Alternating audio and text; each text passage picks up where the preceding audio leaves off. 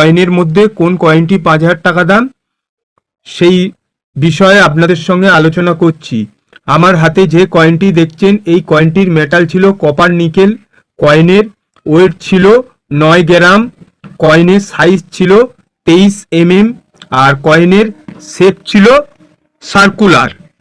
এবারে এই যে কয়েনটি দেখছেন এই কয়েনটি ভারতের 3টি মিন্ট থেকে ছাপানো হয়েছিল। আমাদের ভারতের 4টে মিন্ট হয়, বোম্বে, কলকাতা, হায়দ্রাবাদ মিন্ট এবং নয়ডা মিন্ট। কিন্তু 2004 সালের যে কয়েনটি, মন দিয়ে শুনবেন, এই কয়েনটি ভারতের 3টে মিন্ট থেকে ছাপানো হয়েছিল, বোম্বে, কলকাতা আর হায়দ্রাবাদ মিন্ট থেকে। এবার আমার হাতে যে কয়েনটি দেখছেন ভালো করে দেখুন, এটা ক্যালকাটা মিন্টের কয়েন। আপনাদেরকে একটু জুম করে দেখাই তাহলে আপনারা বুঝতে পারবেন। এই যে 2004 সালের নিচে কোনো মিন্ট মার্ক নেই, মানে ক্যালকাটা মিন্টের কয়েন। যখন এখানে ডায়মন্ড মার্ক হয়ে যাবে তখন বোম্বে মিন্টের কয়েন। এই দেখুন ডায়মন্ড মার্ক, আমি একটি কয়েনকে ধরে আপনাদেরকে জানাচ্ছি। আর যখন এখানে তারা চিহ্ন হয়ে যাবে তখন আপনারা ভাববেন হায়দ্রাবাদ মিন্টের কয়েন। তাহলে ভারতের 3টি মিন্ট থেকে ছাপানো হয়েছিল, বোম্বে, কলকাতা, হায়দ্রাবাদ মিন্ট থেকে। শুধু নয়ডা মিন্ট থেকে 2004 সালের কয়েনটি ছাপানো হয়নি।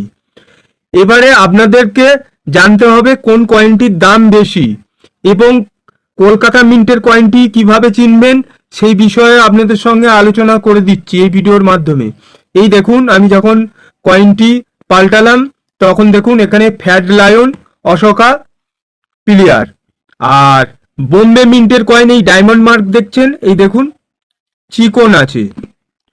ক্যালকাটা মিন্টের এই একটা কয়েন দেখুন ফ্যাট লায়ন আছে। অনেক সময় কলকাতা মিন্টের কয়েনটা একটু মিডিয়াম দাম আছে, যেহেতু বোম্বে মিন্টের থেকে দাম বেশি। অনেক সময় ডায়মন্ড মার্কটাকে অনেকে ঘষে তুলে দেয়, তুলে দিয়ে দেওয়ার পর এই চিকন ভাবটা দেখছেন, এই যে এবার যদি তুলে দেয় এখানটায় আপনাদেরকে বললো কলকাতা মিন্টের কয়েন। আপনারা ভালো করে জেনে নেন ডায়মন্ড মার্ক যে কয়েনগুলি আছে সেই কয়েনটির অশোকা প্লেয়ার চিকন আছে। আর একবার আপনাদেরকে ঘুরিয়ে ফিরিয়ে দেখিয়ে দিচ্ছি। এই দেখুন কতগুলো ডায়মন্ড মার্ক, সবকটাতেই এখানটা আছে চিকন অশোকা প্লেয়ার। তাহলে কলকাতা মিন্টের আমার কাছে দুটো কয়েন আছে ফ্যাট লায়ন, কোনো মিন্ট মার্ক নেই। এবারে বর্তমান এই আমার হাতে যে কয়েনটি দেখছেন বোম্বে মিন্টের কয়েনের দামটা যাচ্ছে ভেরি ফাইন কন্ডিশনে 10 টাকা, আর আপনার এক্সট্রা ফাইন কন্ডিশনে 15 টাকা, আর ইউএনসি কন্ডিশনে হলে 100 টাকা। কয়েনটি স্কয়ার ক্যাটাগরির মধ্যে পড়েছে। এবারে আপনাদেরকে জানাবো 2004 সালের কয়েনটি, এই কয়েনটিরও ভালো দাম। আপনাদের কাছে যদি থাকে আপনারা মন দিয়ে দেখেন, কলকাতা মিন্টের সালের নিচে কোনো মিন্ট মার্ক থাকবে না, তাহলে আপনারা ভাববেন কলকাতা মিন্টের কয়েন। ভেরি ফাইন কন্ডিশনে 25 টাকা, এক্সট্রা ফাইন কন্ডিশনে 50 টাকা, আর ইউএনসি কন্ডিশনে হলে 300 টাকা এই কয়েনটির দাম। কয়েনটি স্কয়ার ক্যাটাগরির মধ্যে পড়েছে। এবারে আপনাদেরকে জানাবো যে কয়েনটির দাম অনেক আমার কাছে নেই, আপনাদেরকে এই ভিডিওর মাধ্যমে জানিয়ে দিচ্ছি। এখানে একটি তারা চিহ্ন থাকবে, ঠিক আমার যে পেনের নিপিলটি আছে দেখছেন এখানে একটি তারা চিহ্ন থাকবে। তারা চিহ্ন থাকলে তাহলে আপনারা ভাববেন হায়দ্রাবাদ মিন্টের কয়েন। তাহলে হায়দ্রাবাদ মিন্টের কয়েনের দামটা আপনাদেরকে জানাচ্ছি। ভেরি ফাইন কন্ডিশনে 700 টাকা, এক্সট্রা ফাইন কন্ডিশনে 1000 টাকা, আর ইউএনসি কন্ডিশনে হলে 5000 টাকা কয়েনটির দাম। আপনাদের কাছে আছে কিনা দেখবেন। আমার কয়েন বুকে যে দামটি ফেলা আছে আপনাদেরকে জানালাম, প্লাস এই কয়েনেরও কিছু বিষয়ে জানাবো। আপনারা ভিডিওটি কাটবেন না, এই কয়েনেরও ভালো দাম আছে সেই বিষয়েও জানাবো। আমি কিছু কয়েন বই মানে কয়েন বুকের কিছু ফ্লিপকার্টের লিঙ্ক দিয়ে রাখবো এবং হয়তো আমার ভিডিও ডিসপ্লের মধ্যে আপনারা দেখতে পারবেন। ওখান থেকে যদি আপনাদের মনে হয় কয়েন বুক বা কয়েন ফাইল কিনবেন বা কয়েন অ্যালবাম কিনবেন তাহলে আপনারা কিনতে পারেন।